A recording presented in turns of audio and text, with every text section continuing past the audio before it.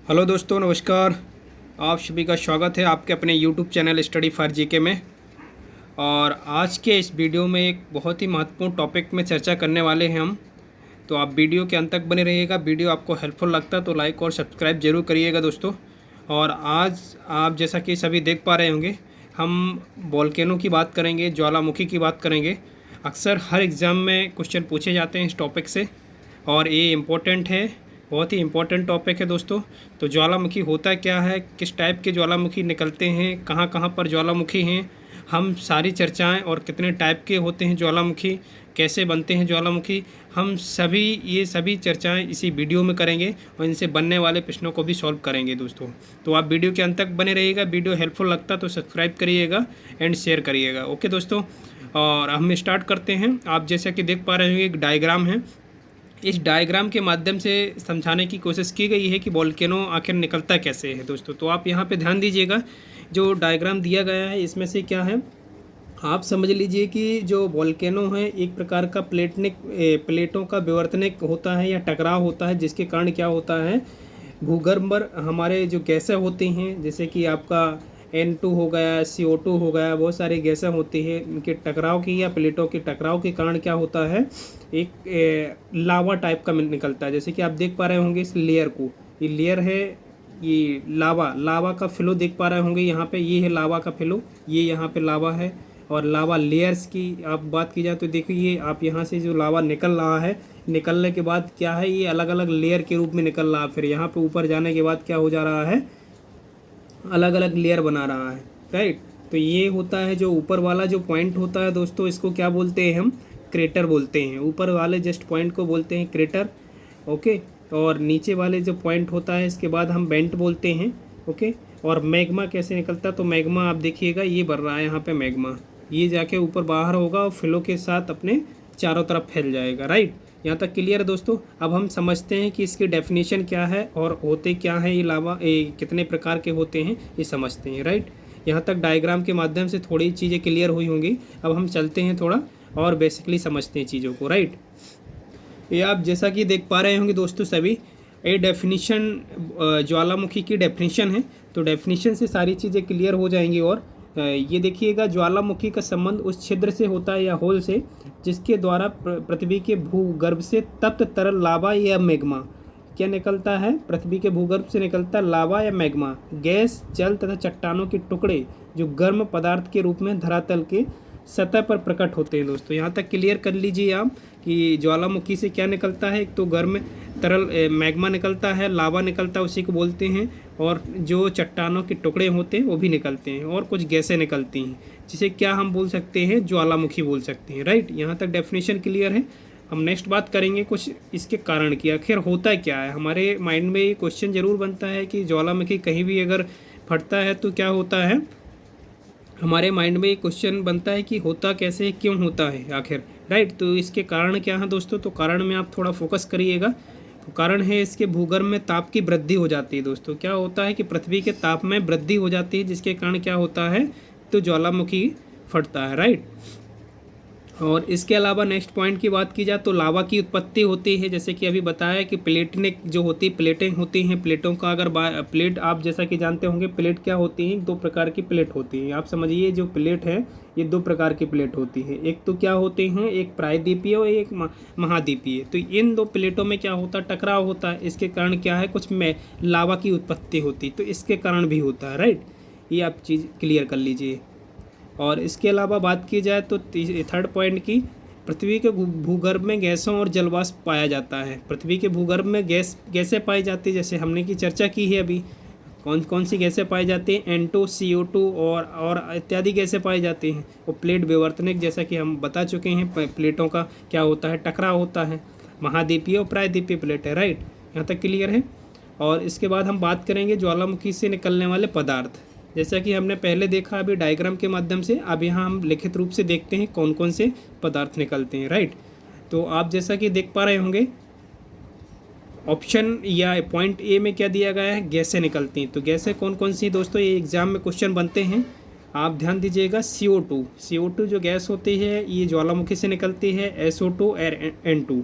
और इसके अलावा जल वाष्प, अगर देखा जाए तो जल वाष्प की मात्रा सर्वाधिक होती है, और इसकी अगर मात्रा की बात की जाए तो क्वांटिटी इसकी 60 से 65% होती है, राइट, सर्वाधिक मात्रा में होती है। तो ये गैसें आप याद कर लीजिएगा, इंपॉर्टेंट है, एग्जाम की दृष्टि से पूछे जाते हैं क्वेश्चन ये। ओके, नेक्स्ट पॉइंट में बात करेंगे तो विखंडित पदार्थ क्या होते हैं। ये विखंडन जो होता है इसका एवं इनका फटना ज्वालामुखी का किसके कारण होता है, तो ये कुछ चीज़ें पदार्थ है। बम में लिखा हुआ है, ये स्कोरियो है, लेपली है, और ट्रफ और ट्रेप। ये ट्रेप और जमका, इनके सम्मिलित रूप को क्या बोलते हैं, पायरोक्लास्ट बोलते हैं। तो इनके कारण क्या होता है, पदार्थों का विखंडित होता है, विखंडन होता है, राइट, इतना क्लियर कर लीजिए। लावा में देखें तो लावा कितने रूप में होता है, तो लावा आप याद रखिएगा, लावा ये 2 रूपों में पाया जाता है, एक तो अम्लीय लावा होता है, और सेकंड अगर बात की जाए तो एक क्षारीय लावा भी होता है, राइट। यहाँ तक क्लियर है दोस्तों। हम नेक्स्ट बात करेंगे हम ज्वालामुखी के प्रकारों की। ज्वालामुखी के प्रकार अक्सर एग्जाम में पूछे जाते हैं, तो आप याद रखिएगा। और वीडियो ज़्यादा स्पीड हो रहा है आपको लग रहा है तो एक बार थोड़ा बैक करके भी देख लीजिएगा, इंपॉर्टेंट है वीडियो, 1-2 बार देखिएगा, सारी चीज़ें क्लियर हो जाएंगी, राइट। और हेल्पफुल लगता है तो सब्सक्राइब जरूर करिएगा, शेयर करिएगा एंड ओके। हम स्टार्ट करते हैं ज्वालामुखी के प्रकार की। तो ज्वालामुखी के प्रकार की बात की जाए तो एक तो सक्रिय ज्वालामुखी होता है, इंपॉर्टेंट है सक्रिय ज्वालामुखी। तो सक्रिय ज्वालामुखी ऐसे बोल सकते हैं एक्टिव वोल्केनो, राइट। तो हम इसकी बात कर लेते हैं आखिर होता क्या है। ये ज्वालामुखी हमेशा क्रियाशील रहती हैं, आप याद रखिएगा, ये जो ज्वालामुखी होते हैं ये हमेशा क्या होते हैं, क्रियाशील रहते हैं, इनसे लावा निकलता रहता है। मतलब इसमें क्या है कि हमेशा लावा निकलता रहता है, राइट। इतना क्लियर कर लीजिए कि सक्रिय ज्वालामुखी क्या होते हैं, इनसे ये हमेशा क्रियाशील होते हैं और लावा हमेशा निकलता रहता है, राइट। अब फॉर एग्जाम्पल की बात करें तो हम ये एग्जाम्पल हो जाएगा आपका स्ट्राम्बोली की बात की जाए तो स्ट्राम्बोली क्या है, एक ये सक्रिय ज्वालामुखी है। एग्जाम में क्वेश्चन पूछा जा सकता है कि जो है स्ट्राम्बोली जो है, स्ट्राम्बोली ये किस प्रकार का ज्वालामुखी है, तो आप आंसर दीजिएगा सक्रिय ज्वालामुखी, राइट। और ये कहाँ पर है दोस्तों, तो लिपिलाई द्वीप कहाँ पर है, लिपाई द्वीप में है, आप याद रखिएगा लिपाई द्वीप। और एक और है एंटना, तो एंटना की बात करें तो ये इटली में है दोस्तों, ये भी क्या है, एक प्रकार का सक्रिय ज्वालामुखी है, राइट। और इसके कुछ इंपॉर्टेंट पॉइंट है, एक डिस्कस कर लेते हैं। स्ट्राम्बोली ज्वालामुखी को भूमध्य सागर का, आप याद रखिएगा, स्ट्राम्बोली जो ज्वालामुखी है उसे भूमध्य सागर का स्तंभ प्रकाश कहा जाता है। बहुत इंपॉर्टेंट क्वेश्चन बनेगा दोस्तों यहाँ से, आप याद रखिएगा, राइट। हम नेक्स्ट बात करेंगे हम प्रसुप्त ज्वालामुखी की। तो प्रसुप्त ज्वालामुखी क्या होता है ये हमको क्लियर करना होगा। अभी तो हमने पढ़ा सक्रिय ज्वालामुखी, इसके बाद सेकंड नंबर का आता है प्रसुप्त ज्वालामुखी, क्योंकि ज्वालामुखी के ओनली 3 ही प्रकार होते हैं मुख्य रूप से, एक तो क्या होता है सक्रिय, एक प्रसुप्त, एक मृत या शांत बोल सकते हैं, राइट। और हम प्रसुप्त ज्वालामुखी की बात करेंगे तो प्रसुप्त ज्वालामुखी में जो होता है, ऐसा ज्वालामुखी काफ़ी समय तक शांत रहने के बाद क्या होता है, अचानक लावा उगलने लगता है। तो यहाँ से बात आपको क्लियर हो चुकी होगी कि प्रसुप्त मतलब जो सोए हुए होते हैं, राइट, आप इतना क्लियर कर लीजिएगा, जो क्या होते हैं अचानक लावा उगलने लगते हैं तो क्या कहलाते हैं, प्रसुप्त कहलाते हैं। और इसके उदाहरण की अगर फॉर एग्जांपल की बात की जाए तो क्या हो जाएगा, इटली का वेसुवियस, आप याद रखिएगा, ये इटली का वेसुवियस ज्वालामुखी है। और इंडोनेशिया की क्या हो जाएगा, तो फॉर एग्जांपल जैसा कि देखा, इटली का कौन सा हो जाएगा, वेसुवियस, और इंडोनेशिया का क्या हो जाएगा, क्रोकातोआ। और जापान का कौन सा हो जाएगा, ये फ्यूजियामा। और अंडमान निकोबार का हो जाएगा नारकोंडम। तो आप ये याद रखिएगा, ये कौन से ज्वालामुखी की बात की हमने, आप प्रसुप्त ज्वालामुखी की बात की है। अगर हमारे देश में बात की जाए तो इंडिया में कौन सा प्रसुप्त ज्वालामुखी, तो आप याद रखिएगा अंडमान निकोबार में है, क्या नाम है, नारकोंडम, राइट, आप ये याद रखिएगा नारकोंडम। और नेक्स्ट बात करेंगे हम शांत ज्वालामुखी की, राइट। दोस्तों थोड़ा एक्चुअली मेरी आवाज़ में कुछ क्लियरिटी नहीं होगी, कुछ वॉइस को लेकर प्रॉब्लम आ रही होगी, और मैं समझाने की कोशिश कर रहा हूँ।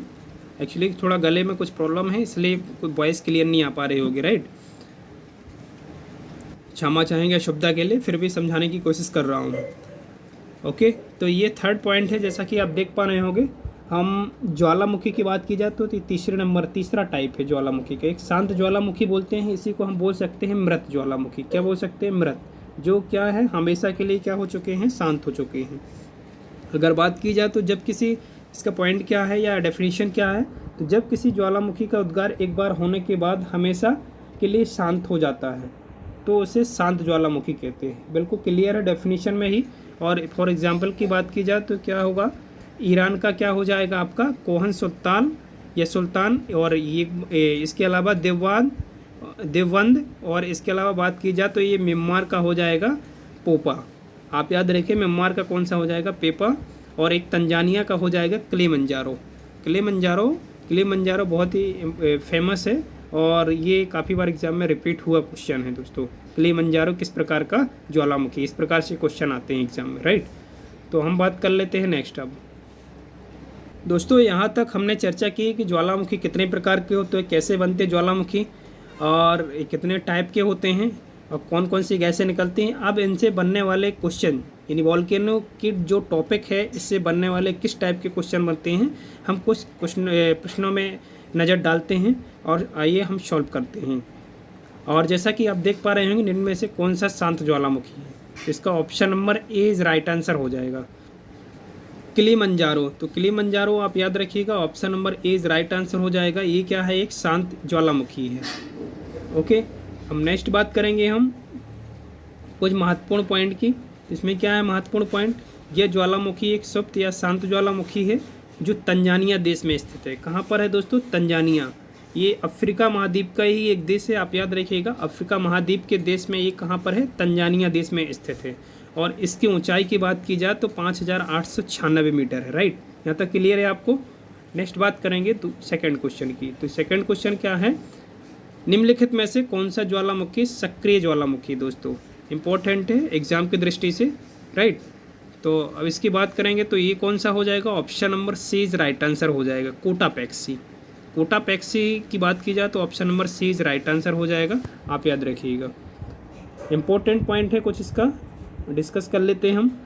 इस सक्रिय ज्वालामुखी की, अब याद रखिएगा, ये कोटापेक्सी एक सक्रिय ज्वालामुखी है, राइट। इसकी हाइट की बात की जाए या ऊंचाई की तो 5850 मीटर है। ये आप क्लियर आपको दिखाई दे पा रहा होगा यहाँ पे, ओके। और यहाँ पे अगर बात की जाए तो ये कहाँ पर स्थित है दोस्तों, ये क्वेश्चन बन सकता है। तो इक्वेडोर दक्षिण अमेरिका देश में स्थित है, आप याद रखिए, दक्षिण अमेरिका के देश में इक्वेडोर में स्थित है, राइट। यहाँ क्लियर कर लीजिएगा आप। क्वेश्चन नंबर थर्ड बनता है इसका, मोना लोआ या मोना लोआ ज्वालामुखी किस देश में स्थित है दोस्तों। इस प्रकार से क्वेश्चन आते हैं एग्जाम में, रिपीट हुए क्वेश्चन है दोस्तों। ये इस वीडियो में जो भी क्वेश्चन लिए गए हैं सभी एग्जाम ओरिएंटेड लिए गए हैं, ओके। तो ये मोना लोआ ज्वालामुखी किस देश में स्थित है दोस्तों, तो याद रखिएगा, ये option number A is right answer हो जाएगा। हवाई या यूएसए में है, ये प्रशांत महासागर में स्थित है, आप याद रखिएगा। कहाँ पर स्थित है, कौन से महासागर में, प्रशांत महासागर में। Option number A is right answer हो जाएगा। नेक्स्ट बात करेंगे इसके कुछ इंपॉर्टेंट पॉइंट की। तो इसकी हाइट की अगर बात की जाए, ऊंचाई की, तो इसकी ऊंचाई हो जाएगी 4170 मीटर, आप याद रखिए, राइट। क्लियर है यहाँ तक। हम नेक्स्ट बात करेंगे क्वेश्चन नंबर 4 की। तो माउंट, ये आप बात कर लेते हैं क्वेश्चन नंबर 4 की, माउंट पिनातुआ ज्वालामुखी किस देश में स्थित है। तो राइट आंसर इसका हो जाएगा ऑप्शन नंबर सी, फिलीपींस में स्थित है, आप याद रखिएगा। Option number C correct answer हो जाएगा, ओके। नेक्स्ट बात करेंगे ऑप्शन नंबर 5 की। तो माउंट केन्या ज्वालामुखी कैसा ज्वालामुखी है या किस प्रकार का ज्वालामुखी है, ये आपसे पूछा जा रहा है। 3 प्रकार के हमने ज्वालामुखी पढ़े हुए हैं, तो उनमें से पूछा जा रहा कौन सा है, सुप्त है, ये ABCD में आंसर देना है आपको। तो सुप्त ज्वालामुखी है, मृत है, सक्रिय ज्वालामुखी है, इनमें से कोई नहीं है।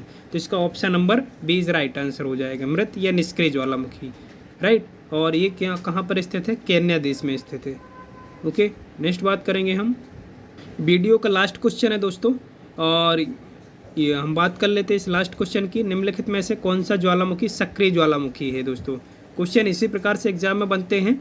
तो कौन सा सक्रिय ज्वालामुखी ये पूछा जा रहा है आपसे, तो ये सक्रिय ज्वालामुखी हो जाएगा ऑप्शन नंबर सी। कौन सा हो जाएगा, बेलाटिका, तो आप याद रखिएगा, ओके। इम्पोर्टेंट पॉइंट देख लेते हैं कुछ इसका। ये ज्वालामुखी दक्षिण अफ्रीका देश में स्थित है। इसकी ऊंचाई की बात की जाए तो 2840 मीटर है इसकी ऊंचाई, ओके दोस्तों। और वीडियो आपको हेल्पफुल लगता है तो लाइक और सब्सक्राइब करिएगा। चैनल में अगर नए हो तो सब्सक्राइब जरूर कर लीजिएगा दोस्तों। अब मिलते हैं किसी नए टॉपिक के साथ, और तब तक के लिए आपसे विदा लेते हैं। जय हिंद, जय भारत।